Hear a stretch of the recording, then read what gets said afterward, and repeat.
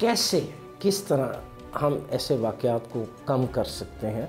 अब माहिर नफ्सियात हैं, माशरे की नफ्स पे आपका हाथ है।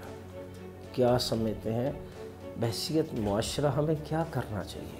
सबसे पहली बात ये कि जब हम वैसे तो हम कहते हैं जी जो माँ है वो तो दर्स का है, और माँ से यकीनी तौर पे हम जो सीखते हैं, आज आप और जिस उम्र में मैं हैं, हमारे ज़हन में आज भी वो नक्श मौजूद हैं जो हमारी माँ ने, जो हमारे कानों में वाज़े गईं जब हम 2 साल के, 5 साल के, 10 साल के थे, और जो हमें तरबियत दी गई, आज भी हम उस पर अमल करते हैं। तो सबसे पहले ये माशरा तभी बदलेगा जब औरत आपकी पढ़ी लिखी होगी, क्योंकि औरत के गोद में से जो बच्चा निकलेगा उसने माशरे का हिस्सा बनना है। ये एक बड़ा फैक्ट है।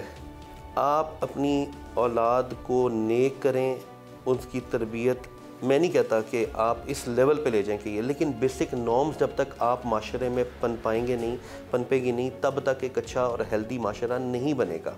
हम इसको इस तरह भी ओवरकम कर सकते हैं कि जब हम स्कूल में जाते हैं, हम कॉलेज में जाते हैं, हम यूनिवर्सिटीज़ में जाते हैं, वहाँ पे सबसे पहली बात है कि अखलाकियात के ऊपर दर्स ही नहीं दिया जाता। एक ये भी चीज़ें पिछले दिनों में आती रही कि हमारे लिए नो डाउट नबी करीम सल्लल्लाहु अलैहि वसल्लम की जो ज़ात है वो एक बेहतरीन नमूना है। आप सिर्फ नबी करीम सल्लल्लाहु अलैहि वसल्लम की ज़ात का मुताला शुरू कर दें, जो मैंने पढ़ा और मैंने ऑब्ज़र्व किया कि मैंने अपनी दुनियादारी को कैसे चलाना है, मैंने अपने वालिदैन के साथ क्या सलूक करना है, मैंने अपने बहन भाइयों के साथ क्या सलूक करना है, मैंने माशरे में कैसे अपने आप को सर्वाइव करना है। और इसमें हर जब मैं ज़ात को उठा के देखूँ तो मेरे लिए मेरे नबी करीम सल्लल्लाहु अलैहि वसल्लम की जो ज़ात है वो एक नमूना है, इसमें कोई शक नहीं। और हमारे लिए ये बड़े फ़ख्र की बात होगी कि हम उनकी इताअत में कोई भी चीज़ को थ्रू कर लें।